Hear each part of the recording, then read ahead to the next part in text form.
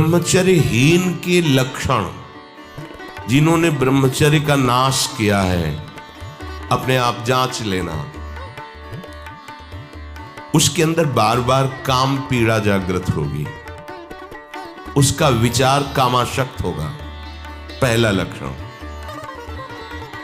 बस उसकी बार बार वृत्ति काम की आएगी, बार बार पीड़ा हृदय में काम भोग की प्रेरणा देगी।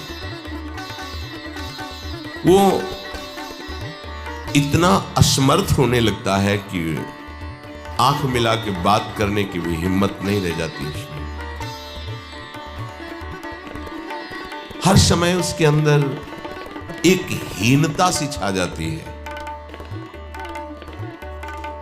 वो बहुत चालाकी से अपने को छुपाना चाहता है, झूठ बोलता है,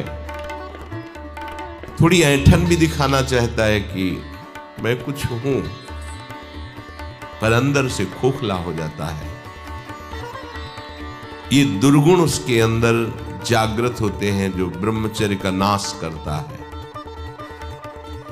उसके चेहरे में प्रसन्नता कभी झलक ही नहीं सकती है। दुखी व उदास जो ब्रह्मचर्य का नाश करता है, देखने से इस बदसूरत नजर आने लगेगा। चाहे जितना गोरा हो, चाहे जितना ऊपर से चिकनाहट लगाए हो, लेकिन उसके कपोल और नेत्र बदसूरत होंगे। चिकनाहट से मतलब नहीं है, एक आकर्षण होता है भागवती, वो उसमें नहीं होगा।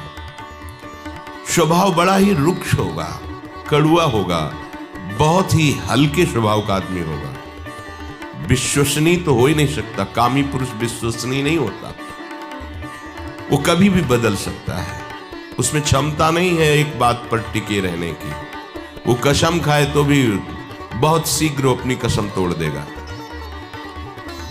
स्वभाव में कभी उसकी प्रसन्नता नहीं होगी, स्वभाव उसका चिड़चिड़ा बन जाएगा। रूखा होने के कारण नाक में गुस्सा रखी रहेगी। जरा सी बात में वो बहुत क्रोधित हो जाना, अपनी खोपड़ी फोड़ने लगना, दूसरों की फोड़ने लगना, अपने थप्पड़ मारने, मतलब एक जैसे कोई विक्षिप्त आदमी, पागल आदमी, ऐसी उसकी चेष्टा होने, चीख चीख के बोलना, माथा पटकने लगना, ये लक्षण है ब्रह्मचर्य का नाश करने वाले के। वो जीता तो है पर मुर्दे की तरह निस्तेज, उसमें उत्साह, उसमें शूरवीरता, ये सब क्षीण होने लगती है। शूरवीरता काम क्रोध आदि को सहन करना है। उसके कपोल में हल्के हल्के से सांवले दाग प्रकट होने लगते हैं, एक झुर्री सी पड़ने लगती है। ये वीरनाश का लक्षण है। आंखें धस जाती हैं और उसकी हड्डियां कमजोर होने लगती हैं, बाल पकने लगते हैं, झड़ने लगते हैं। वीर भगवान के द्वारा दी हुई वो शक्ति है जिससे भगवत प्राप्ति में बहुत सहयोग होता है। ये जानबूझकर ऐसी क्रिया करते हैं जिससे वीरपात हो। रोग न रहते हुए भी इनको बहुत सी पीड़ाएं स्वाभाविक प्रारंभ हो जाती हैं। जर्जर, दुर्बल, भागवतिक कामों में निरुत्साह, भजन करना, परिक्रमा करना, समय से उठना, समय, ये सब उत्साहहीन होते हैं। थोड़ा भी परिश्रम या मेहनत करने पर हांफने लगना, थक जाना, दैनिक दिनचर्या बिल्कुल ठीक ना होना, चित्त में बहुत सी कुचिंताएं बढ़ जाना, थोड़े से डर की बात आते ही हृदय में ऐसी धड़कन होने लगना, भयभीत होने जाना, थोड़ा सा दुख एक पहाड़ जैसा लगना, थोड़ा सा भय ऐसा लगना कि अब क्या होगा, घबराहट पैदा हो जाना, बार बार भूख लगना, पर वो भूख पचाने वाली नहीं होती है। वीरनाश करने वाले को बार बार खाने की इच्छा होती है क्योंकि उसका लीवर खराब हो रहा है। ये अच्छा लक्षण नहीं बार बार भूख लगना कि बहुत बढ़िया लीवर काम कर रहा है, नहीं, अंदर कब्ज बन रही है, लीवर डाउन हो रहा है और आपको बार बार भूख ले रही, ये झूठ में फंसाया जा रहा है। ये झूठी भूख है जो तुम्हारा रोगों का घर बनेगी। उसकी जठराग्नि मंद पड़ जाती है, भोजन ठीक से पचता नहीं, मलबद्धता हो जाती, कब्जियत हो जाती है। परिणाम में बवासीर आदि कई तरह के रोग प्रकट हो जाते हैं। या तो नींद नहीं आने लगेगी या फिर ऐसी आएगी कि घंटों मतलब 8-10 घंटे सोए फिर भी उठे फिर भी आलस्य प्रमाद ये बना रहेगा। आंखों में हर समय भारीपन बना रहेगा। बिना किसी चेष्टा के रात्रि में स्वप्न दोष हो जाएगा, वीरपात हो जाएगा। ये उसके लक्षण है जो जानबूझकर ब्रह्मचर्य का नाश करता है। वीर का इतना पतला हो जाना कि लघुशंका के लिए जोर करने पर वीर निकल जाना, बहुत बड़ी हानि। नए नए बच्चों में जब उनसे प्रश्न करते हैं कि आपके दर्शन से ऐसा महसूस होता है आप कोई गलत चेष्टा करते हैं, तो कहते हैं अब नहीं करता, लेकिन पहले जब आपसे मिला नहीं था तब होती थी, लेकिन लक्षण तो अब भी प्रकट हो रहे हैं। तो स्वाभाविक वीरपात हो जाता है, स्वप्न दोष में भी और लघु शंका में भी। इसका कारण है आपने बहुत ही गलत आचरण किए हैं। ये जो हस्त मैथुन आदि क्रियाएं हैं, इनके द्वारा पूरा का पूरा आपका जीवन नष्ट हो जाता है। इसे खिलवाड़ मत समझो। चाहे गृहस्थी में भी जाना हो तो खिलवाड़ मत करो। आप गृहस्थी लायक नहीं रह जाएंगे। आप जो गृहस्थ धर्म में संतानोत्पत्ति क्रिया है, आप उसके लायक नहीं रह जाएंगे। आप में योग्यता नहीं रह जाएगी। इसलिए सावधान।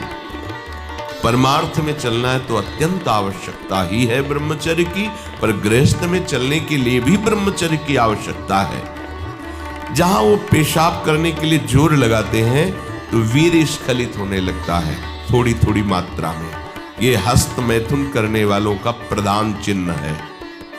इसका परिणाम यहां तक हो सकता है कि पुरुषत्व का नाश होकर नपुंसकता आ सकती है। हाथ पैरों के जोड़ पर बिना किसी कारण के दर्द होना, कमर में, गांठ में, जहां संधियां हैं, अस्थियों का जोड़ है, वहां दर्द होने लगना। सर में जरा भी विचार करने पर दर्द पैदा हो जाना। किसी विषय पर विचार कर या मंत्र में ध्यान कर तो सर में दर्द होने लगना। हाथ पैरों में शिथिलता आने लगना। दिमाग में एक सनसनी पैदा हो जाना। कानों से शाय शाय शब्द सुनाई देने लगना। नाटक, उपन्यास और गंदी बातें, अश्लील चित्र देखने में बड़ी रुचि हो जाना। सावधान होकर श्रवण करें। भगवत मार्ग के उपासक हैं। कुछ उपासकों में जो बाहर अनुशासनहीन होकर के रह रहे हैं और उनके पास स्मार्ट मोबाइल क्या कहते हैं वो है, तो वो लोग कभी ऐसी गलती ना करें। सर्च करके ऐसे दृश्य ना देखें, नहीं तो तुम्हारा ऐसा नाश होगा कि तुम इस बात को किसी भी साधन से पूर्ण नहीं कर पाओगे। एक बार मछली की क्रीड़ा देखने पर शौभरी जैसे महात्मा कामाशक्त हो जाते हैं। एक बार वैश्या के साथ ऐसा कृत्य देख करके अजामिल जैसा संयमी ब्राह्मण भ्रष्ट वैश्यागामी बन सकता है। और आप देश विदेश की ऐसी गंदी फिल्में, गंदी बातें देखकर आप अपने को संयमी रख सकते हैं?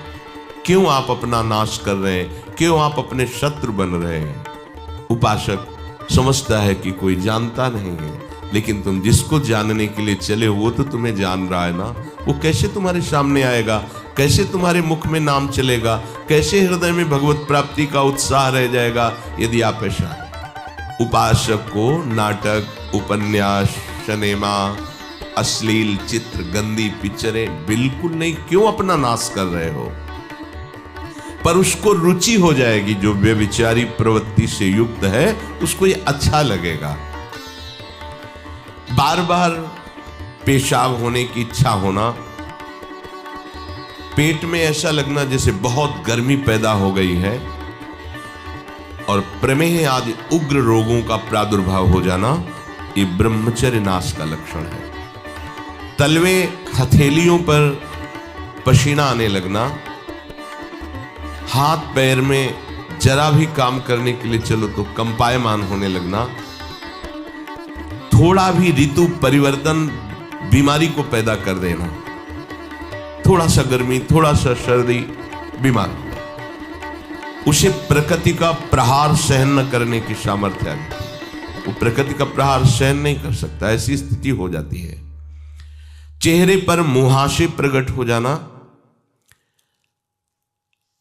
कभी कभी अचानक खड़े होने पर आंखों के सामने अंधेरा छा जाना, अधिक वीरपात होने पर मूर्छा भी आ जाना, स्मरण शक्ति का ह्रास हो जाना, बहुत बार प्रयास करो फिर भी याद नहीं होगा।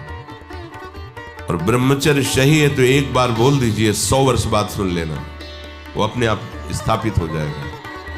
ज्यादा पढ़ना लिखना नहीं पड़ता, एक बार बोलिए, वो 100 वर्ष बाद पूछ लीजिए, 100 वर्ष बाद उसकी स्मृति वैसे ही बनी रहेगी यदि वो ब्रह्मचारी है। चित्त का अत्यंत चंचल हो जाना,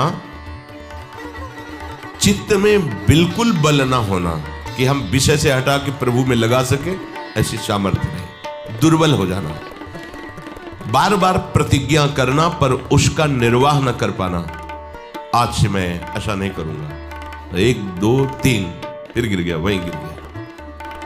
हर कार्य बीच में छोड़ देना, किसी भी कार्य को सांगोपांग न करना, ये वीर्य पात करने वाले के लक्षण है। दिमाग में भयानक गर्मी रहना, नेत्रों में जलन उत्पन्न हो जाना,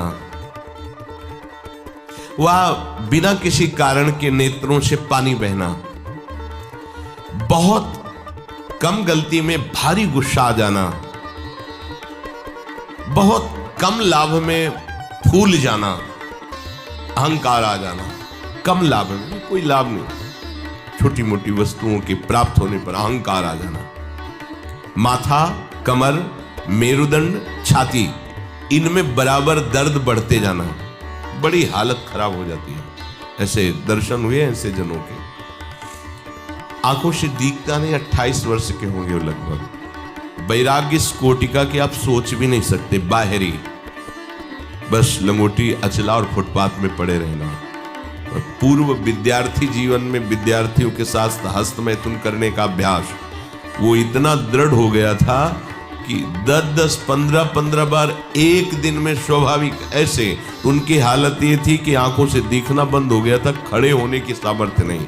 तो हितधाम में एकांत में मिलके कहा था कि आपका जो ब्रह्मचर्य का प्रवचन सुना हमें, तो ऐसा लगा कि शायद आप उपाय बता सकते हो। तो हम कहा हमारे पास कोई हम आयुर्वेदाचार्य है नहीं, और दूसरी बात है कि ये चीज आपके हाथ में है, अगर आप नहीं रोकते हैं तो आपको ऐसी दशा में पहुंचा देगा ये क्रिया कि आप किसी काबिल नहीं रह जाएंगे। रीढ़ की हड्डी कमजोर हो जाती है और उसमें सीधे बैठने की सामर्थ्य खत्म हो जाती है, वो झुकाव ऐसे, वो झुक करके ही ऐसे बैठना।